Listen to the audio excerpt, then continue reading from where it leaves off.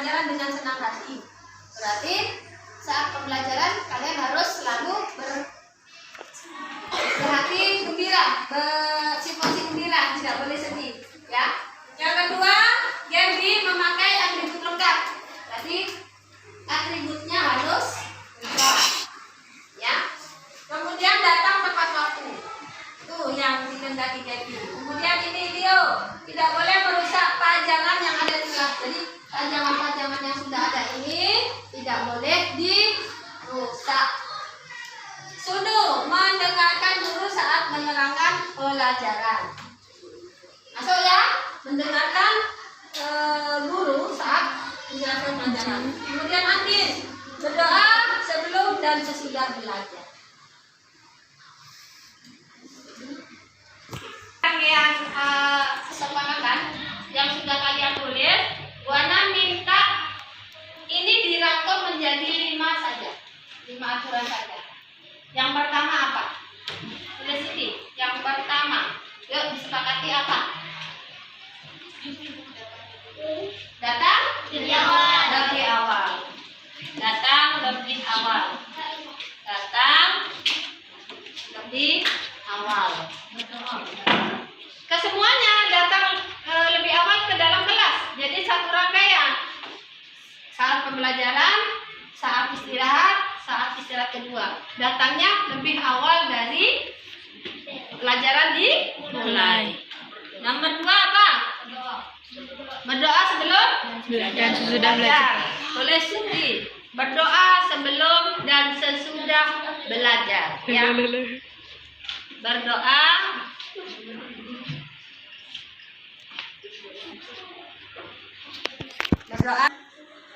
satu membantu, suka membantu, percaya diri, dan disiplin. Jadi masuk ya, disiplinnya masuk yang ke satu suka membantu, percaya diri, dan disiplin. Percaya diri dan disiplin.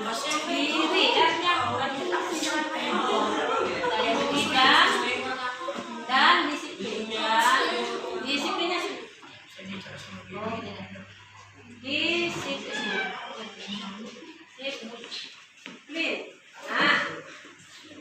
Nah, ini kesepakatan kelas yang sudah kalian sepakati, dan nantinya dari kelima aturan ini harus menjadi keyakinan kelas. Jadi keyakinan kelas itu akan membekas, akan menempel di hati kalian. Ya, paham ya? Dari kesepakatan nanti akhirnya akan menjadi keyakinan Kelas. Bisa diterima ya anak-anak ya? Bisa. Berarti mulai detik ini kalian harus melaksanakan 5 kesepakatan kelas ini. Paham ya nak ya? Ya sudah, untuk keyakinan kelas, kesepakatan kelas ini Buana akhiri. Wassalamualaikum warahmatullahi wabarakatuh. Waalaikumsalam.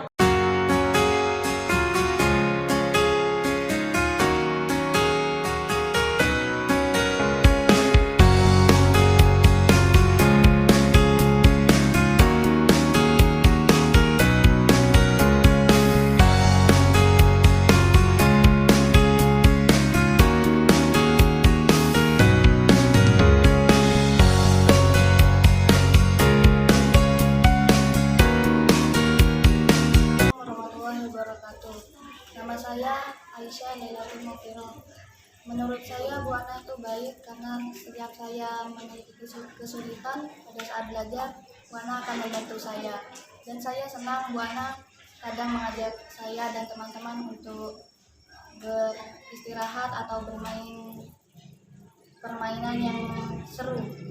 Jadi saya sangat senang memiliki guru seperti Buana. Sekian dari saya. Wassalamualaikum warahmatullahi wabarakatuh. Warahmatullahi wabarakatuh. Perkenalkan, nama saya Sunu Dwi Kuncoro.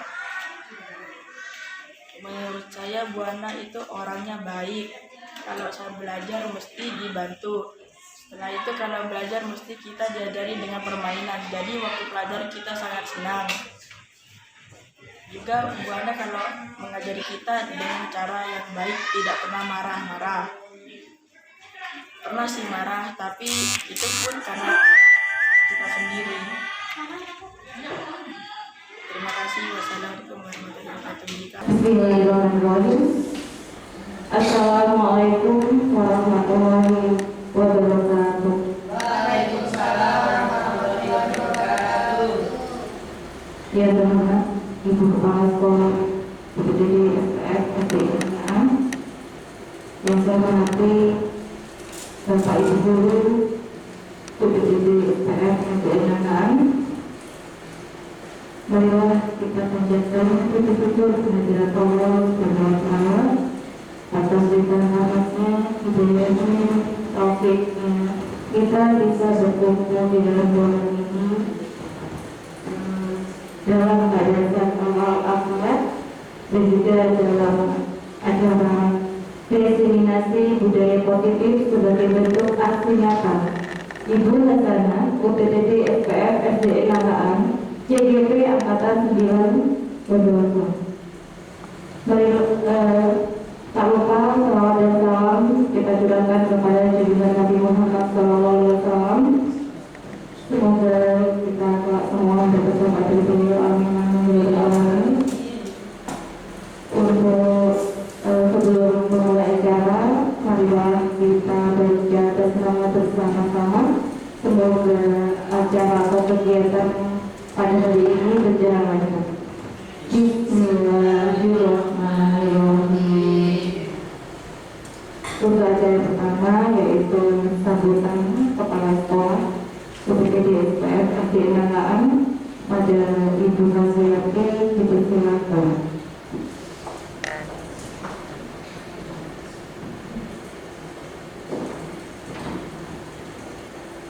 Bismillahirrahmanirrahim. Assalamualaikum warahmatullahi wabarakatuh. Waalaikumsalam warahmatullahi wabarakatuh. Yang terhormat Ibu dan Bapak Guru, serta yang saya cintai dan saya banggakan, adik-adik honorer TU dan semuanya. Syukur alhamdulillah pada siang hari ini kita dapat bertemu di tempat yang insya Allah penuh barokah ini. Dan alhamdulillah kita bertemu dalam keadaan sehat walafiat, tak kurang suatu apapun. Tanpa salawat dan salam kita haturkan ke junjungan Nabi besar kita yaitu Nabi Muhammad SAW. Mudah-mudahan kita mendapatkan syafaat dari beliau. Amin amin. Amin amin ya rabbal alamin. Bapak dan Ibu, pada siang hari ini kita alhamdulillah masih diberi semangat untuk mengikuti kegiatan, untuk mendukung kegiatan saudara kita yaitu Ibu Hasanah sebagai calon guru penggerak pada acara diseminasi budaya positif sebagai bentuk aksi nyata. Semoga acara ini nanti berjalan lancar hingga selesai dan semoga acara ini membawa manfaat untuk kita semua sebagai tambahan ilmu. Hanya ini yang bisa saya sampaikan. Mohon maaf dengan segala kekurangan dan kesalahan. Bila taufik wal hidayah. Wassalamualaikum warahmatullahi wabarakatuh.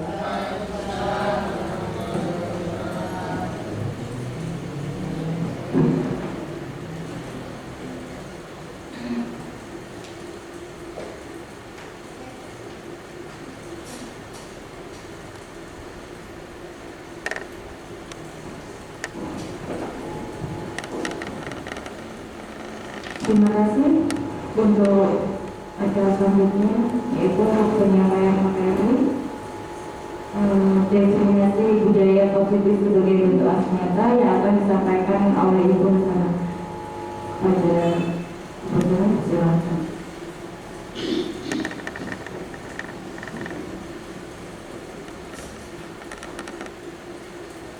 Terima kasih. sampaikan terima kasih yang sebesar-besarnya atas waktu Bapak Ibu sekalian, terutama kepada Ibu Kepala Sekolah yang mana sudah meluangkan waktu untuk acara saya, yaitu diseminasi budaya positif sebagai bentuk aksi nyata. Saya Hasana, berdinasti UPTD SDN Angkatan. Saya adalah calon guru penggerak Angkatan 9 Kabupaten Bondowoso. Di sini saya ingin bercerita terlebih dahulu bahwa sampai di 3 bulan ini saya sudah menyelesaikan pendidikan saya, yaitu di modul 1. Selesai di modul 1, saya harus melaksanakan tugas saya, yaitu saya harus membuat materi diseminasi budaya positif sebagai bentuk aksi nyata. Awal kenapa saya ikut guru penggerak, saya termotivasi oleh teman-teman saya sebelumnya. Semoga setelah ini Bapak Ibu guru SD Nangkaan akan termotivasi akan ikut di pendidikan calon guru penggerak.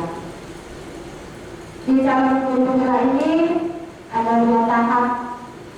Yang pertama, tahap administrasi, saya lolos. Di tahap berikutnya yaitu saya harus mengikuti seleksi untuk RBP, kemudian simulasi RBP. Kemudian di tahap yang kedua saya ada tes wawancara. Nah, setelah itu baru saya dinyatakan lolos. Di awal itu saya harus menyelesaikan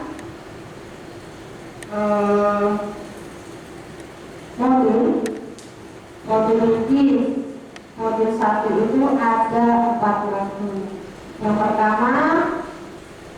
Yang pertama itu modul 1.1, yaitu filosofi Ki Hajar Dewantara. Yang kedua, modul yang kedua 1.2 itu adalah nilai dan peran guru penggerak. Kemudian di modul 1.3 yaitu visi dan misi guru penggerak yang berkaitan dan berhubungan dengan visi sekolah. Kemarin, alhamdulillah kita kedatangan pembimbing saya, PP saya, Kak Elkan itu. Beliau menyampaikan tentang bagaimana cara kita membuat visi sekolah.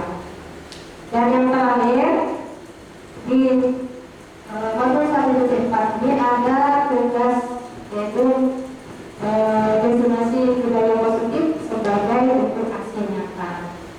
Lanjut. Ini adalah isi paparan yang akan saya sampaikan. Yang pertama, perubahan paradigma stimulus respon berlawan dengan teori kontrol. Yang kedua, disiplin positif dan 3 motivasi perilaku. Tindakan-tindakan penguatan disiplin positif. Yang ketiga, keyakinan kelas, hukuman, penghargaan sebagai prosedur pemantapan tugas guru dan siswa serta poster. Yang keempat yaitu 5 kebutuhan dasar manusia. Yang kelima ada 5 posisi kontrol dan restitusi segitiga restitusi, tujuan restitusi dan restitusi melawan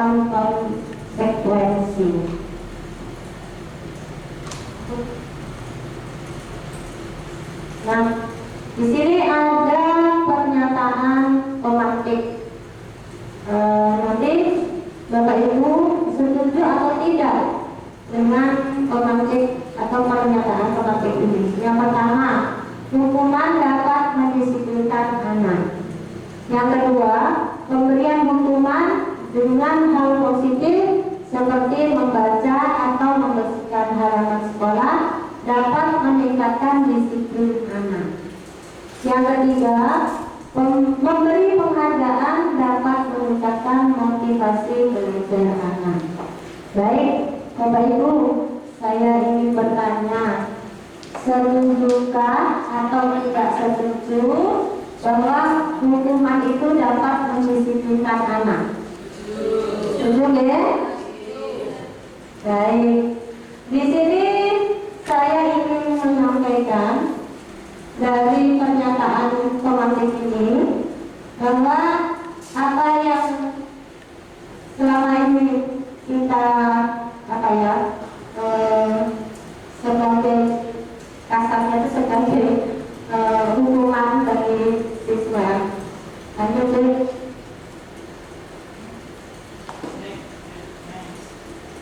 Nah, di perubahan paradigma teori kontrol, teori pilihan atau ilusi kontrol. Di sini ada 4 ilusi, Bapak Ibu. Yang pertama, ilusi guru mengontrol musik.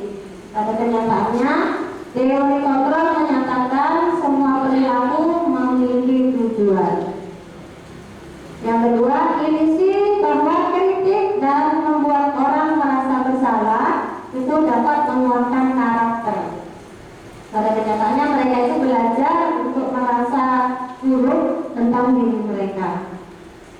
Yang ketiga, ilusi bahwa semua penguatan positif efektif dan bermanfaat, di mana dalam jangka waktu tertentu murid akan menolak atau bergantung kepada penguatan guru untuk berusaha.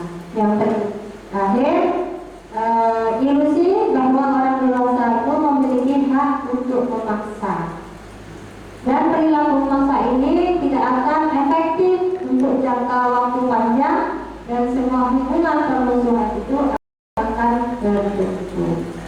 Lanjut ya. Ini Bapak Ibu, perubahan paradigma stimulus respon, teori kontrol atau teori pilihan. Siapa yang sesungguhnya yang memilih kontrol itu? Di sini ada stimulus respon dan sebelahnya teori kontrol. Realitas kebutuhan kita itu sama, tapi di teori kontrol realitas atau kebutuhan kita itu berbeda. Semua orang melihat hal yang sama, tapi setiap orang memiliki gambaran yang berbeda. Kita mencoba mengubah orang agar berpandangan sama dengan kita. Di teori kontrol kita berusaha untuk memahami pandangan orang lain tentang dunia. Yang keempat, perilaku buruk dilihat sebagai suatu kesalahan. Kemudian semua perilaku itu memiliki tujuan. Saya bisa mengontrol orang lain, tapi hanya Anda yang bisa mengontrol diri Anda sendiri. Saya bisa memaksa, ada pemaksaan pada saat rujukan itu bersifat bebas. Di kolaborasi dan khusus menciptakan pilihan-pilihan baru. Kemudian yang terakhir, model berpikir menang atau kalah. Tapi di teori kontrol, model berpikir itu menang-menang, bukan menang kalah. Lanjut deh. Nah, Bapak Ibu, kita akan memaknai apa makna kata disiplin. Kata disiplin itu berasal dari bahasa Latin disciplina, yang artinya belajar. Makna asal kata ini berkonotasi dengan disiplin diri dari murid-murid Socrates dan Plato. Disiplin ini membuat orang menggali potensinya menuju sebuah tujuan apa yang dia hargai. Namun dalam budaya kita ya, maksud dalam budaya kita, makna kata disiplin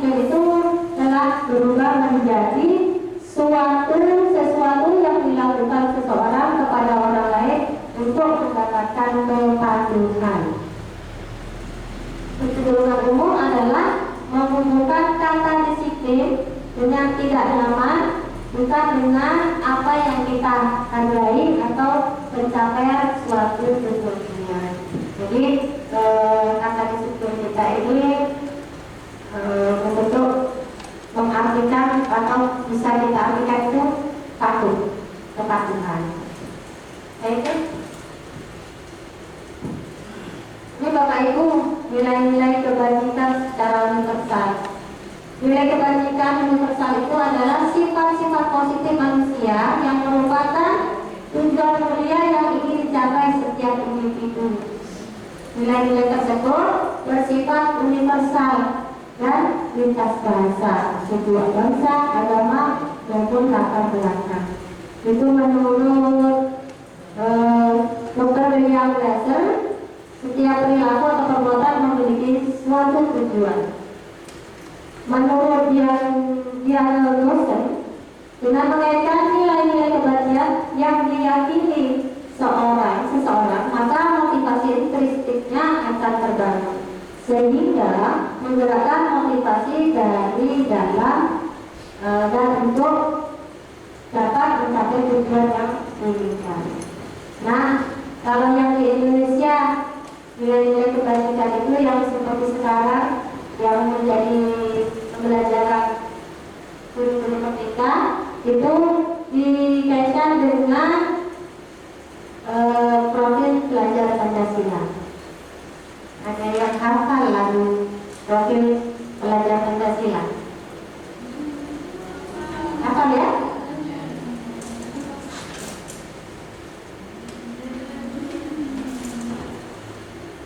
Nah, ayo kita bergerak-gerak dulu yuk. Ya, ini kita sambil pemanasan. Cuacanya sudah panas, biar tambah panas.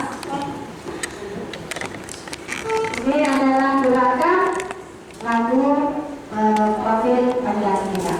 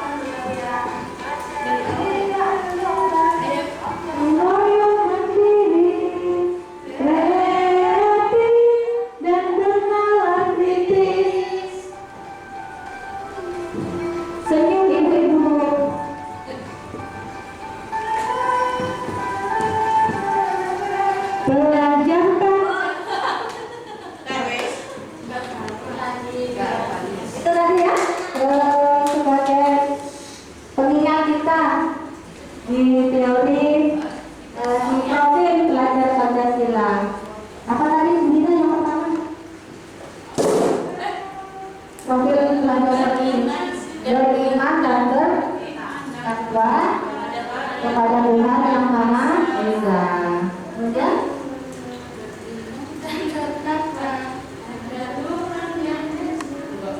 gimana? Baiklah. Itu tadi Bapak Ibu tentang nilai-nilai kebajikan secara universal. Ajar ya. Nah, di sini kita mengenal kata motivasi. Motivasi itu ada dua Bapak Ibu, motivasi eksternal atau motivasi internal. Motivasi eksternal itu motivasi yang dari luar. Kalau motivasi internal itu motivasi yang dari dalam. Baik, di sini ada pernyataan untuk menghindari kenyamanan atau hukuman. Apa yang akan terjadi apabila saya tidak melakukannya? Itu motivasi dari mana? Kemudian untuk mendapatkan imbalan dari orang terkait atau institusi, apa yang akan saya dapatkan apabila saya melakukannya? Kemudian yang ketiga,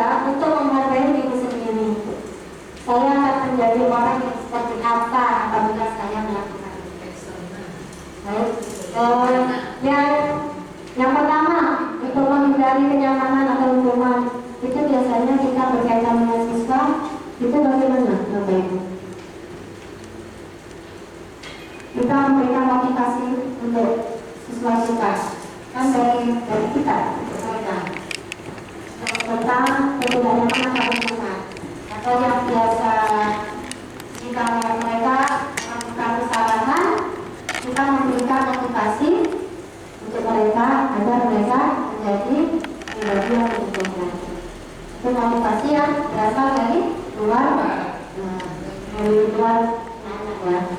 Kemudian untuk mendapatkan imbalan dari orang lain atau institusi. Nah, itu kalau kita datang lebih awal mungkin jam 6 pagi kita sudah di sekolah. Kemudian apa yang akan kita dapatkan? Imbalan apa yang akan kita dapatkan? Mungkin setelah karena ada ketentuan kalau datang di sebelum jam ketentuan mungkin kita akan mendapatkan misalkan tambahan gaji misalnya. Itu kan membuat kita bertambah semangat. Nah itu motivasi dari luar. Jadi membuat kita itu lebih giat lagi, termotivasi lagi. Kemudian untuk menghindari diri sendiri, saya akan menjadi orang seperti apa yang akan saya lakukan. Itu biasanya kan muncul dari diri sendiri. Internal. Baik, lanjut tuh. Nah, ini menurut pihak Jawa tentang kata merdeka. Kata merdeka menurut Ki Hajar Dewantara yaitu merdeka itu artinya tidak hanya terlepas dari perintah, akan tetapi juga cakap buat memerintah diri sendiri. Jadi tidak hanya terlepas dari perintah apapun, tetapi kita juga harus dapat memerintah diri kita sendiri. Nah, itu yang dikatakan merdeka. Lanjut, kita sudah mulai ke materi yang lebih lagi begitu. Di sini dihukum oleh penghargaan. Biasanya kita kalau memberikan ke siswa kita reward ya, yang dapat ini kita beri penghargaan, yang dapat ini kita beri penghargaan. Nah, bahwa penghargaan itu berlaku sama dengan hukuman. Dalam arti meminta atau memujuk seseorang melakukan sesuatu untuk memenuhi suatu tujuan tertentu dari orang yang meminta atau membujuk. Dorongan eksternal akan ada faktor ketergantungan. Jadi ada beberapa dampak dari pemberian penghargaan menurut Alkitab. Yang pertama, pengaruh jangka pendek atau jangka panjang. Jadi kita biasa memberikan penghargaan itu ada pengaruhnya. Pengaruhnya yaitu bisa jangka pendek atau jangka panjang. Mungkin justru bisa contohkan penghargaan yang diberikan ke siswa kita itu ketika anak-anak mendapat nilai bagus, bisa kita beri hadiah, baik itu dengan ujian atau dengan kita beri bintang saja. Anak-anak itu pasti akan lebih bersemangat untuk mendapatkan nilai bagus lagi. Karena yang akan datang ketika saya mendapat sesuatu yang bagus akan diberi hadiah lagi oleh ibu. Itu contoh jangka pendek. Kalau jangka panjang, misalnya ketika anak-anak melakukan lomba, ketika lomba adat atau lomba apapun, ketika dia mendapatkan yang terbaik, dia dapat hadiah, dia akan merasa bangga dan kebanggaan itu akan dibawa selamanya oleh anak-anak.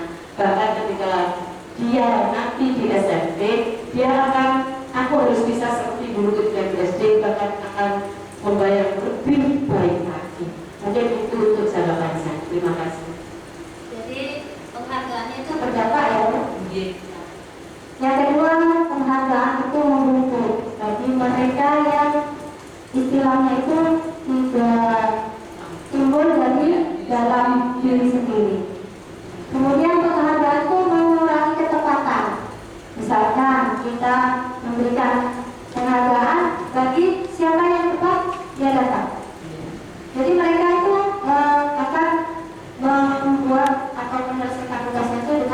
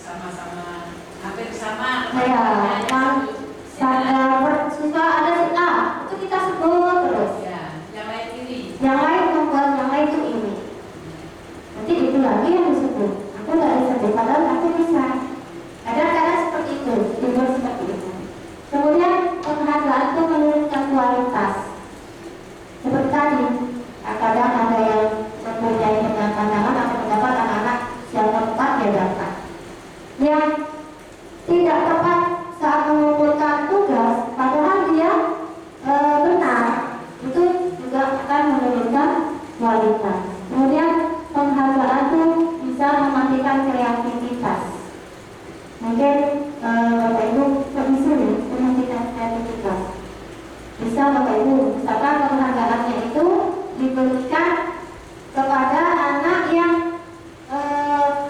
sebetulnya kelompok si A yang lebih bagus. Mungkin Bapak Ibu punya hal lain terhadap kelompok yang lain, apa karena ada hadiah dari orang tua atau bagaimana, jadi menimbulkan itu tadi. Sebetulnya kreativitas yang lebih kreatif, tapi karena ada hal lain itu bisa diberikan kepada si kelompok. Ya, ada faktor itu. Kemudian penghargaan mengurangi motivasi dari sini. Nah, itu menurut Alfiscon tentang pengaruh dampak pemberian penghargaan. Lanjut, Bu. Di sini bentuk program kebajikan atau apresiasi. Dalam memberikan apresiasi atau pengakuan perlu diingat beberapa hal. Yang pertama, beri pengakuan secara khusus. Kemudian beri pengakuan secara pribadi.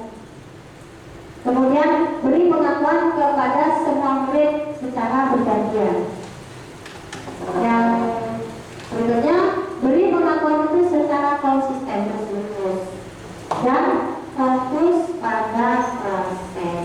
Jadi bentuk kebajikan atau apresiasi ini bisa diberikan secara khusus, pribadi, ke semua siswa, secara bergantian, atau pengakuannya secara konsisten. Contoh pengakuan atau apresiasi kebajikan. Ada pembuka, ada nilai kebajikan, ada situasi. Di pembukanya, mungkin Ibu pernah kemarin saya perhatikan rasa empatimu itu lebih besar.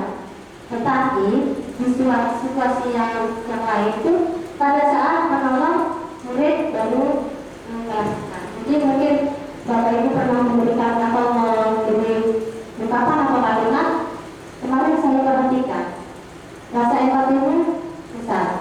Di situasi yang lain, kadang pada saat menolong murid baru itu terjadi jelas. Kemudian saya menghargai kepedulianmu pada saat kamu memberi teman-temanmu di tugas kelompok. Bisa juga pembukanya itu terima kasih untuk rasa tanggung jawabmu. Situasinya pada saat kamu memungut kertas-kertas yang berserakan di lantai. Jadi kita itu bisa membuka atau memberikan nilai kebajikan di situasi seperti yang sudah saya contohkan. Nah, kita sudah sampai pada restitusi. Setelah ini kita akan sering sekali mendengar kata restitusi. Sekarang di apa ya? Ya, di pelajaran berikut ini, di tahun berikutnya ini kita akan selalu mendengar kata restitusi. Restitusi itu adalah proses menciptakan kondisi bagi murid untuk memperbaiki kesalahan mereka. Nanti kamu tak restitusi ya. Sekarang teman-teman di CBK itu kata restitusi ini sudah menjadi bahan untuk buronan. Kami sering membuat istilah-istilah ini. Kemudian dari memperbaiki kesalahan mereka itu sehingga mereka bisa kembali pada kelompok mereka dengan karakter yang lebih kuat. Jadi belajar dari kesalahan itu mereka akan menjadi karakter yang lebih kuat. Restitusi juga merupakan proses kolaborasi yang mengajarkan murid untuk mencari solusi masalah mereka dan membantu murid berpikir tentang orang seperti apa yang diinginkan atau mempunyai tujuan dunia dan bagaimana mereka harus memperlakukan orang lain. Ini menurut dosen restitusi itu adalah istilahnya itu memperbaiki kesalahan. Nah, itu ini Bapak Ibu, ada hukuman, ada disiplin. Di hukuman itu sesuatu yang menyakitkan harus terjadi. Kemudian konsekuensinya sesuai sesuatu harus terjadi. Restitusinya yaitu merupakan pilihan. Kemudian hukuman lagi, tidak nyaman untuk murid atau anak untuk jangka waktu panjang. Konsekuensinya tidak nyaman itu untuk murid jangka waktu pendek. Kemudian menguatkan untuk murid atau anak dalam jangka waktu panjang. Korban mendapatkan keadilan. Konteksnya korban itu bisa diabaikan. Korban akan mendapatkan ganti. Murid akan tersakiti. Murid atau anak dibuat tidak nyaman. Kemudian restitusinya, murid akan mendapatkan penguatan dari yang mereka merasa tersakiti, kemudian mereka merasa tidak nyaman, dan pada saat restitusi anak itu akan mendapatkan penguatan. Lanjut. Hukuman lagi, perilaku pasif agresif meningkat. Konsekuensinya penguatan hanya bertahan dalam jangka waktu pendek. Restitusinya masalah itu akan terpecahkan. Ini Bapak Ibu salah satu kalimat-kalimat yang dari hukuman kemudian menjadi disiplin melalui konsekuensi dan restitusi. Lanjut deh. Ada yang negatif, netral, dan positif. Ada kalimat seperti ini, awas ya, kalau dilakukan lagi nanti kamu mendapat tekanan. Netralnya, lakukan apa yang saya katakan. Belajarnya bagian. Terus positifnya, apakah hal ini yang sesungguhnya ingin kami lakukan? Jadi kata-kata negatif, terus menjadi netral dan positif. Seperti ini, Bapak Ibu, kata-kata atau kalimat yang membuat mereka itu menjadi positif. Lanjut deh. Ini lagi Bapak Ibu tentang hukuman menjadi disiplin melalui konsekuensi dan restitusi. Lanjut deh. Nah, di sini saya perlu jawaban dari Bapak Ibu. Tindakan guru yang memerintahkan siswa mencatat 100 kali di dalam buku kalimatnya, saya tidak akan terlambat lagi. Itu dulu ya, sering kita lakukan seperti itu. Itu merupakan hukuman akan konsekuensi. Merupakan hukuman. Kemudian lari mengiringi lapangan basket 2 kali karena terlambat hadir di sekolah. Konsekuensi apa hukuman itu? Hukuman ya. Kemudian membersihkan coretan yang dibuat di meja. Konsekuensi. Jadi ada perbuatan, ada konsekuensinya. Mulai diminta untuk push up 15 kali karena tidak menggunakan masker ke sekolah. Hukuman ya. Karena pada saat kemarin COVID itu, kalau kita tidak memakai, pasti akan membuat kita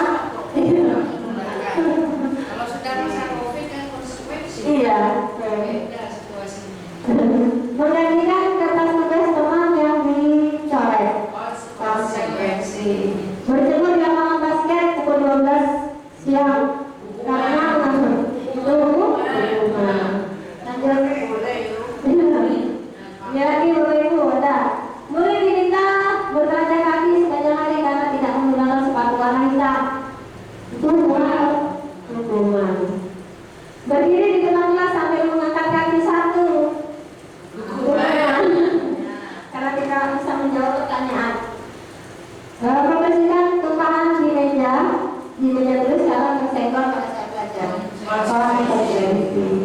Bilangan 10 menit jam istirahat untuk mengerjakan tugas karena terlambat datang. Konsekuensi. Biasanya kalau terlambat datang, nanti pulangnya yang juga akan ditambahkan waktunya. Baik deh. Duduk di bangku di pinggir lapangan pada jam istirahat tidak diizinkan bermain oleh guru tiket karena mencederai teman saat bermain lapangan. Konsekuensi. Hukuman apa saja sih? Hukuman. Oh iya. Selamat hadir di pelajaran daring. Kalau semuanya daring ya. 15 menit dan diminta untuk tinggal 15 menit sudah kelas selesai. Jadi kalau terlambat 15 menit ya pulangnya selesainya tambah 15 menit. Konsekuensi ya. Lari mengelilingi lapangan basket 2 kali karena terlambat 10 menit. Dari juga hukuman. Membersihkan WC sekolah tanpa memaksakan skill kawan. Hukuman. Bukan konsekuensi. Hukuman. Pemecahan pensil kok hubungannya dengan WC kan? Hukuman ya. Lanjut deh. Nah, mengapa tidak peraturan saja kok harus keyakinan kelas? Mengapa tidak peraturan saja? Mengapa harus keyakinan kelas? Nah, ya Bapak Ibu, ini ada 3 pertanyaan yang nanti bisa membuat kita paham apa itu peraturan dan apa itu keyakinannya. Yang pertama, mengapa kita memiliki peraturan harus menggunakan helm bila mengendarai roda 2? Itu ya, dari peraturan kita laksanakan akhirnya kita merasa yakin, aman. Jadi kita merasa yakin. Kemudian, mengapa kita memiliki peraturan 3M menggunakan masker, mencuci tangan dan menjaga jarak 1,5 meter? Itu dari peraturan, kemudian menjadi keyakinan. Mengapa kita memiliki peraturan harus datang tepat waktu pada saat mengikuti pelatihan? Mengapa? Seperti itu. Untuk mendukung motivasi intrinsik, kembali dari nilai-nilai keyakinan lebih menggerakkan seseorang dibanding mengikuti serangkaian peraturan-peraturan. Jadi kita terhadap murid itu bukan lagi peraturan, tetapi keyakinan. Kita membuat peraturan yang akhirnya membuat mereka itu menjadi yakin. Lanjut. Nah, di sini Bapak Ibu yang sudah saya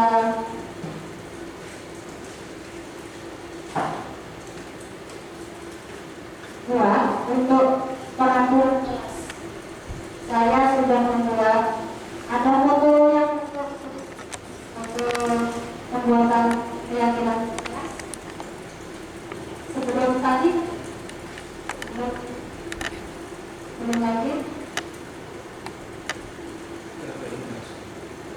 Ada foto. Oh, sesudahnya berarti ini. Ya, Bapak Ibu, saya itu membuat kesepakatan kelas dengan siswa saya. Bentuk seperti ini. Ini mereka yang membuat kesepakatan kelas atau keyakinan kelas.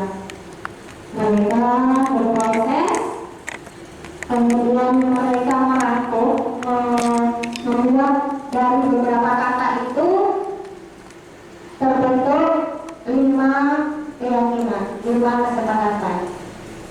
Untuk datang lebih awal, itu mereka dari kata-kata sebagian disiplin. Kemudian berdoa sebelum dan sesudah belajar. Mereka sepakat untuk berdoa dan alhamdulillah proses ini dari kelas 5. Akhirnya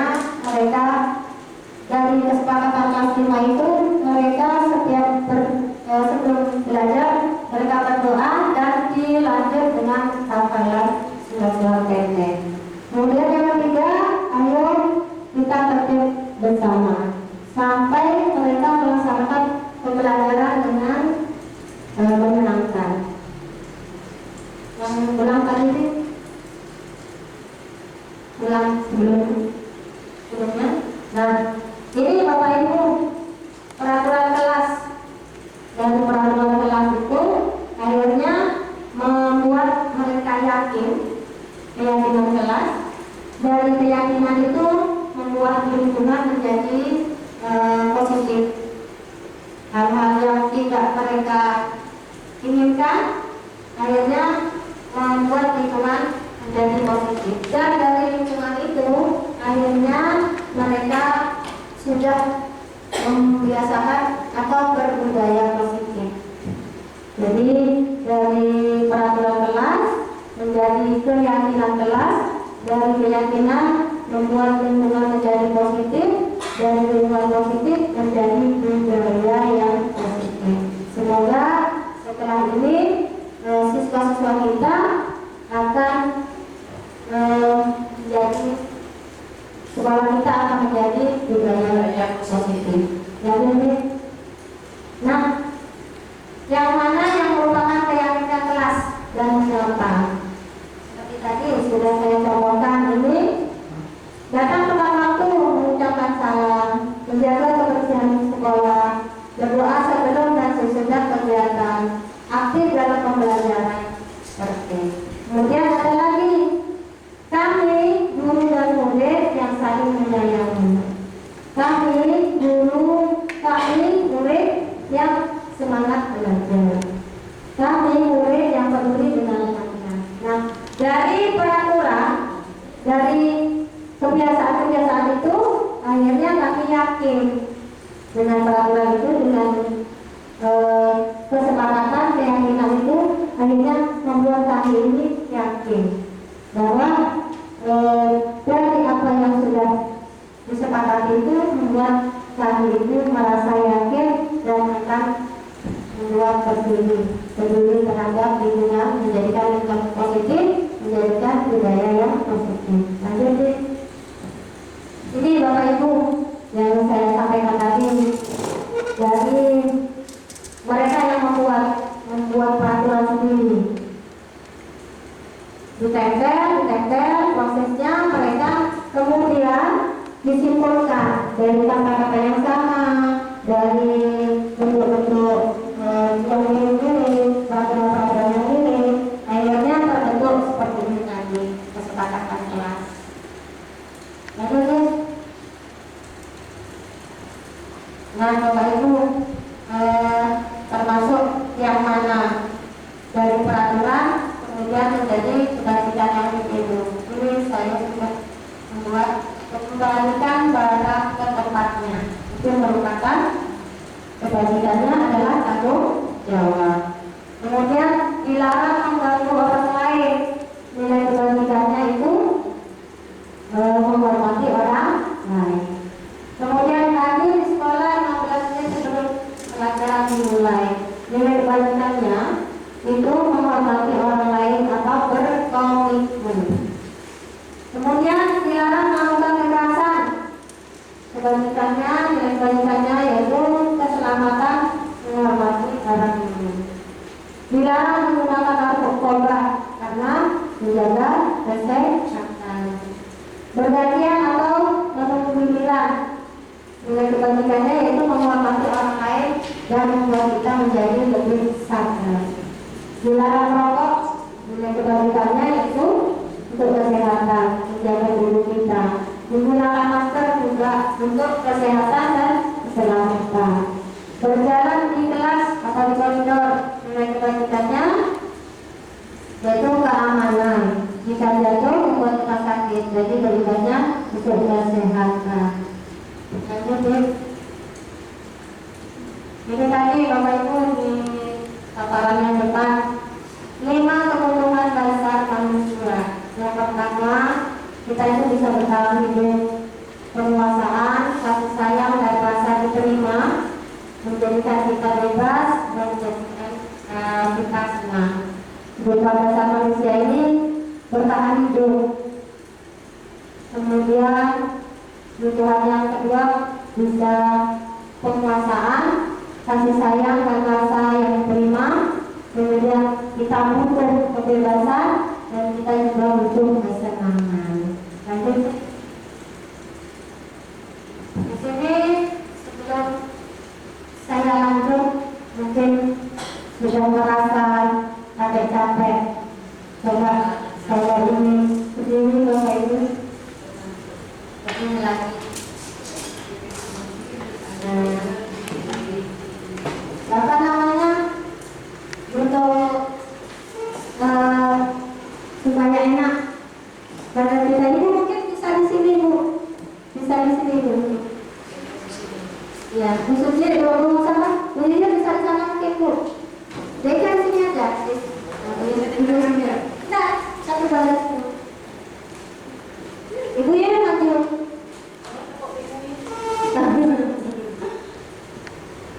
Bu Yuyun, silakan menghadap ke selatan semua. Timur. Nah, Sabo. Sini yang Bu, sini yang Deka biar nah. Deka, tolong pijeti Bu Yuyun. Nah, enaknya. Ya, terasa ya. Ibu boleh keluar, foto. Kemudian sudah enak, gantian posisinya. Nah, gantian. Sama-sama rasakan. Biar rileks ya. Maaf ya Bu ya, ini tangkolan. Lanjut.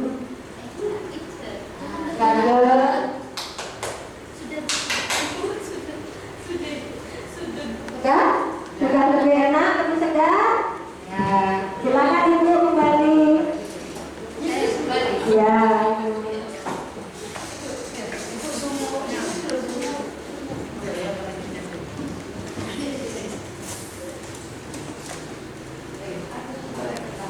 Lanjut ya. Bapak Ibu, 5 posisi kontrol sebagai pengukur. Seorang pengukur bisa menggunakan hukuman fisik maupun verbal. Orang-orang yang menjalankan posisi pengukur senantiasa mengatakan bahwa sekolah memerlukan sistem atau alat yang dapat lebih menekan murid-muridnya lebih datang lagi. Maka kita seorang guru bisa dikatakan sebagai pengukur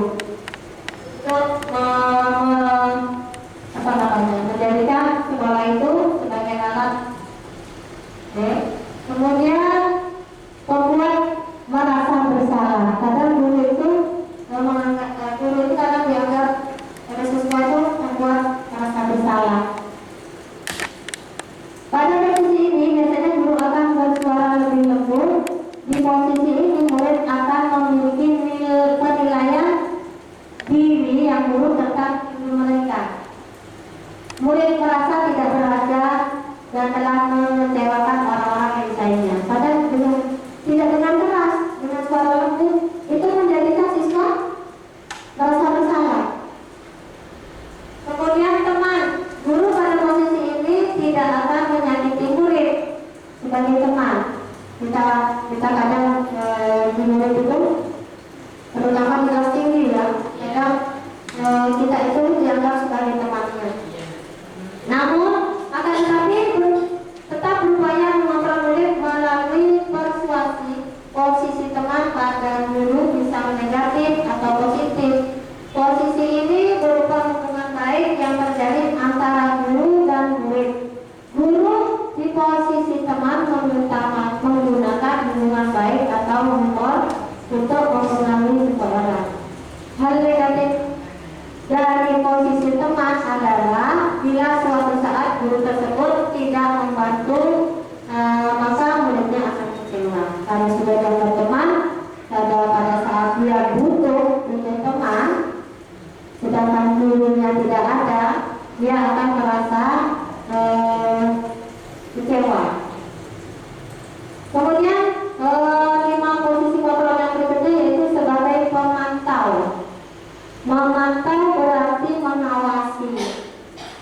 itu dianggap oleh murid itu kita sebagai pemantau. Pada saat kita mengawasi, kita bertanggung jawab atas perilaku orang-orang yang kita awasi. Posisi pemantau berdasarkan pada peraturan-peraturan dan komitmen tertentu. Jadi kadang anak-anak itu merasa kita awasi, kita pantau terus pada sikap-sikap mereka. Contohnya seperti ini. Pada saat mereka kotekan di kelas, itu tandanya mereka itu kenapa? Mereka kok kotekan di kelas? Lagi capek, atau lagi minta perhatian. Jadi kita itu memposisikan sebagai pemantau. Kondisi mereka sedang apa? Sedang butuh apa mereka? Seperti itu. Belum ya? Di posisi 5 posisi kontrol yang terakhir, kita itu sebagai manajer. Posisi di mana guru berbuat sesuatu bersama dengan murid, mempersilahkan murid mempertanggungjawabkan perilakunya, mendukung murid agar dapat menemukan solusi atas permasalahannya sendiri.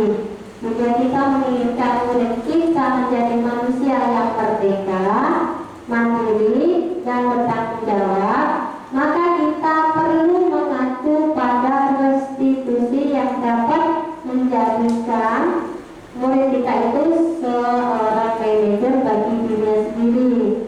Di sini penekanan budaya bukan pada kemampuan membuat konsekuensi, namun dapat berkolaborasi dengan murid bagaimana memperbaiki kesalahan yang ada. Jadi guru itu memposisikan sebagai manajer, siswa juga bisa memposisikan dirinya sebagai manajer untuk dirinya sendiri.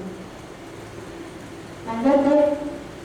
Nih Bapak Ibu, ada segitiga restitusi.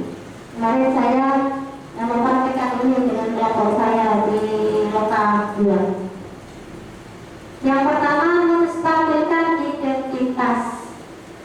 Jadi setiap orang pasti pernah melakukan kesalahan. Kamu bukan satu-satunya yang melakukan ini. Jadi dengan kata itu kita bisa menstabilkan identitas. Kemudian validasi tindakan yang salah. Kamu tentu punya alasan mengapa melakukan itu. Nah, di restitusinya adakah cara lain yang lebih efektif untuk mendapatkan apa yang kamu butuhkan. Jadi ada validasi tindakan. Kemudian restitusi yang berikutnya menanyakan keyakinan kelas apa yang membuat yang telah kita sepakati. Jadi pertanyaannya seperti itu.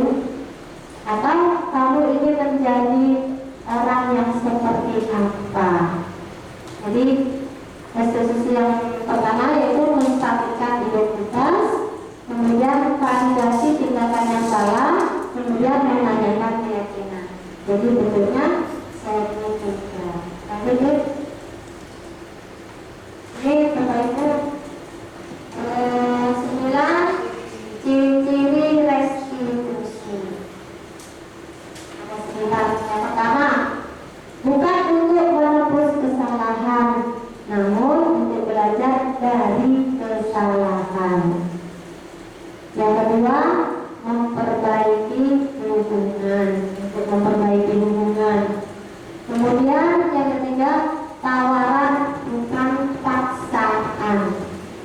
Kita tawarkan, mau nggak kamu seperti ini? Jangan langsung harus seperti ini ya. Jangan seperti itu. Kemudian restitusi menuntut untuk melihat ke dalam diri. Jadi perlu Bapak Ibu restitusi ini untuk menuntut kita melihat kita supaya kita itu menjadi manusia yang lebih baik. Kemudian restitusi menjadi kebutuhan dasar yang mendasari tindakan, ya, mencari kebutuhan dasar. Kemudian restitusi itu bisa mendasari tindakan kita. Restitusi yang ke-6, restitusi diri adalah cara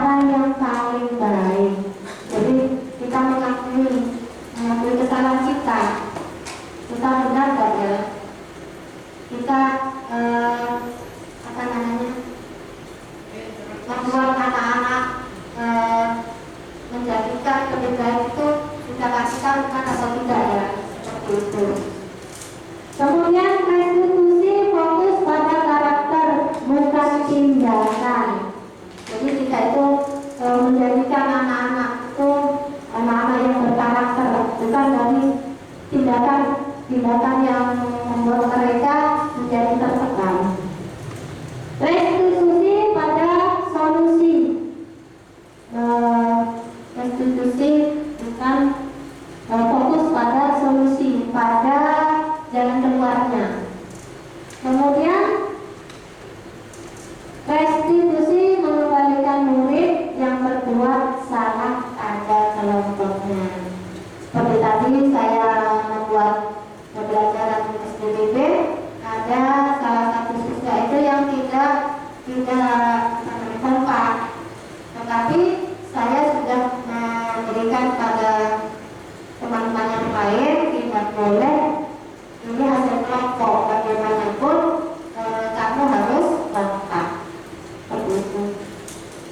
Lanjut deh.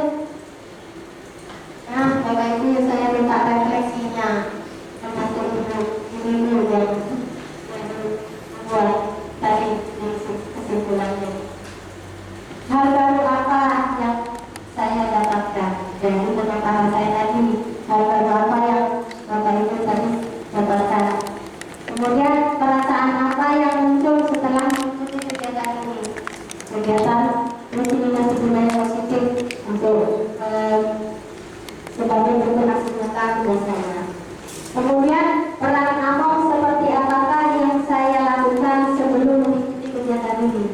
Jadi Bapak Ibu peran Among apa yang kemarin sebelum kegiatan ini dan peran Among apa besok yang akan disampaikan atau dilakukan. Kemudian peran Among seperti apakah yang akan saya lakukan setelah sama ya? Berarti hanya 3 hal baru apa yang dapat setelah mengikuti kegiatan saya, perasaan apa yang muncul setelah mengikuti kegiatan saya ini, kemudian peran Among apa seperti apakah yang saya lakukan setelah mengikuti kegiatan ini. Sebelum dan setelah mengikuti kegiatan ini. Jadi benar saya ingin sampaikan. Baik, saya tanya lagi ke Bu Suci. Hal baru apa yang Ibu dapat dari kegiatan saya ini, Bu? Kita usaha mendidik anak-anak.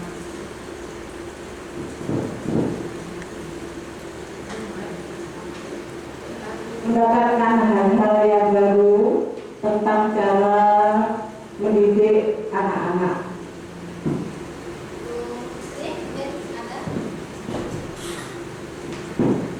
Di sini saya menjadi lebih tahu apa perbedaan peraturan dan keyakinan, juga apa itu dengan tentang restitusi, bagaimana menjalankannya, dan insya Allah semoga saya bisa melaksanakan di kelas saya setelah saya mengikuti kegiatan ini. Banyak ilmu yang saya dapat yang mungkin kemarin-kemarin itu saya anggap biasa, ternyata banyak hal yang luar biasa yang harus saya lakukan. Terima kasih. Mungkin Bu Yuyun sebelum mengikuti kegiatan ini peran Pamong apa, Bu? Berhubungan dengan siswa tadi tentang hukumannya. Hukuman mungkin selama ini kita salah memberikan anak-anak tentang hukuman itu tadi. Jadi dengan mengikuti diskriminasi budaya positif aksi nyata dari UANA, saya menambah wawasan saya untuk lebih baik lagi mendukung anak-anak atau memperlakukan anak-anak agar menjadi karakternya lebih kuat di kampus. Terima kasih, Bu. Berarti sebelum dan setelah mengikuti kegiatan ini kita akan merubah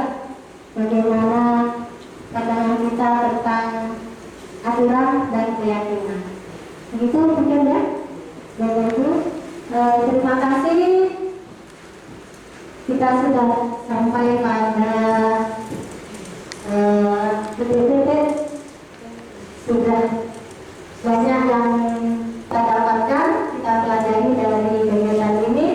Terima kasih. Saya punya apa ya namanya ya, mulailah perubahan dari diri sendiri. Betul ya? Apa betul ya? Saya kurang paham juga. Saya hari itu harus berubah dari diri saya dulu. Baru saya akan menyampaikan hal-hal yang positif untuk orang lain. Demikian disiplin budaya positif sebagai bentuk aksi nyata. Ini adalah tugas saya. Terima kasih Bapak Ibu sudah meluangkan waktunya untuk menemani saya di tugas ini. Saya kembalikan ke Bu Ina.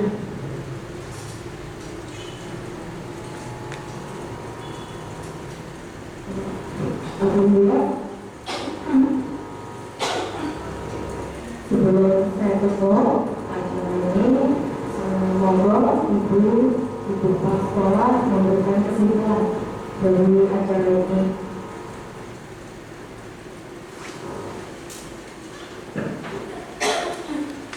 Baiklah, kesimpulan yang bisa kita ambil dari kegiatan pada hari ini adalah yang pertama tadi sudah disampaikan oleh teman-teman, utamanya tentang keyakinan berhukuman. Ya, ini penting. Kalau kemarin-kemarin kita yang tidak memahami harus bagaimana menghukum anak, nah, sekarang mari kita memberikan keyakinan kepada anak-anak, bukan memberikan hukuman. Terima kasih. Kemudian yang kedua, tadi kita bicarakan tentang restitusi dan lain-lainnya. Insya Allah kita akan memahami semua. Ya? Kalau saya menjelaskan lagi nanti 1 jam lagi. 1 jam lagi. Kemudian yang terakhir tadi tentang peran kamu apa yang kita lakukan sebelum kita mengikuti kegiatan ini dan setelah mengikuti kegiatan ini. Kalaupun sebelum kita mengikuti kegiatan ini kita sudah banyak menjadi guru yang paling berdosa, insya Allah nanti setelah mengikuti kegiatan ini kita akan mengembalikan ruh kita sebagai guru dengan mengikuti apa yang menjadi jejaknya Ki Hajar Dewantoro yang selama ini sudah hilang dari peradaban kita, sudah hilang dari pembiasaan kita. Tutuli Handayani Ingal Sosun Tuloido Imadong Pangosado Tutuli Handayani sudah sangat hilang selama ini, dan alhamdulillah dengan kegiatan calon guru penggerak ini masih calon, belum jadi guru penggeraknya ya. Nah, kita akan lebih ditekankan untuk memahami apa yang menjadi 3 prinsip yang diajarkan tadi. Nah, Bapak Ibu, mudah-mudahan kegiatan ini menambah manfaat ilmu untuk kita, dan yang lebih penting adalah kita dapat menerapkan dalam kehidupan kita sehari-hari dalam hal pembelajaran baik di sekolah maupun di rumah. Baiklah, mungkin itu yang bisa saya sampaikan. Terima kasih. Bila taufiq wal hidayah. Assalamualaikum warahmatullahi wabarakatuh.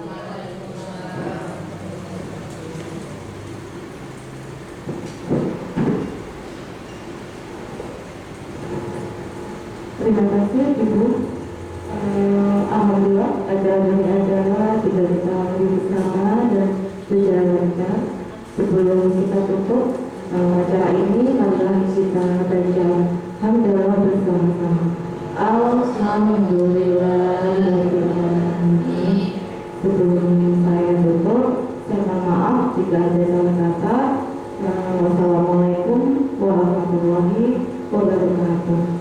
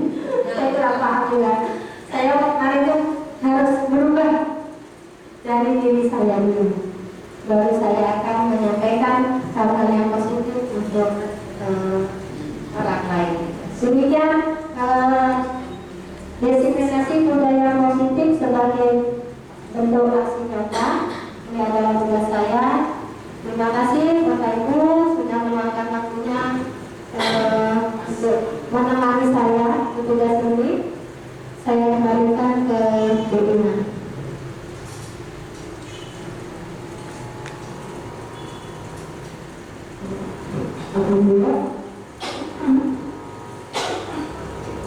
Sebelum saya tutup acara ini, monggo ibu kepala sekolah memberikan kesimpulan dari acara ini.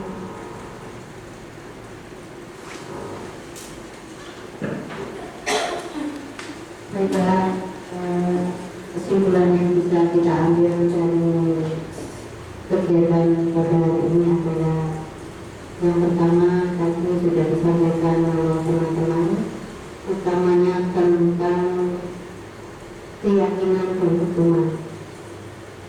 Ya, ini penting. Kalau kemarin-kemarin kita yang tidak memahami harus bagaimana menghukum anak, nah, sekarang mari kita memberikan keyakinan kepada anak-anak, bukan memberikan hukuman. Kemudian yang kedua, tadi kita bicarakan tentang restitusi dan lain-lainnya. Insya Allah kita akan memahami semua. Ya? Kalau saya menjelaskan lagi nanti 1 jam lagi.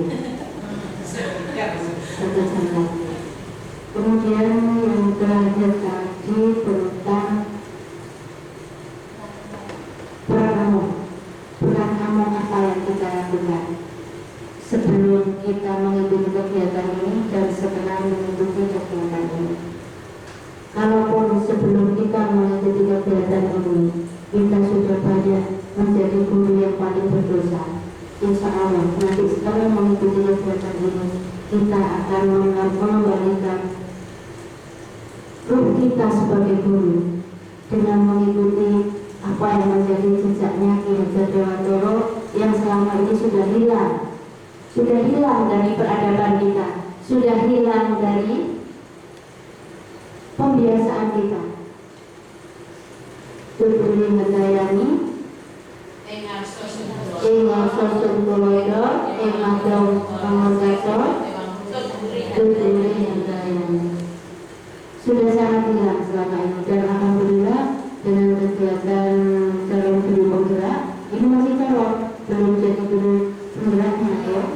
Nah, kita akan lebih ditekankan untuk memahami apa yang menjadi 3 prinsip yang diajarkan tadi. Nah, Bapak Ibu, mudah-mudahan kegiatan ini menambah manfaat ilmu untuk kita, dan yang lebih penting adalah kita dapat menerapkan dalam kehidupan kita sehari-hari dalam hal pembelajaran baik di sekolah maupun di rumah. Baiklah, mungkin itu yang bisa saya sampaikan. Terima kasih. Bila taufiq wal hidayah. Assalamualaikum warahmatullahi wabarakatuh.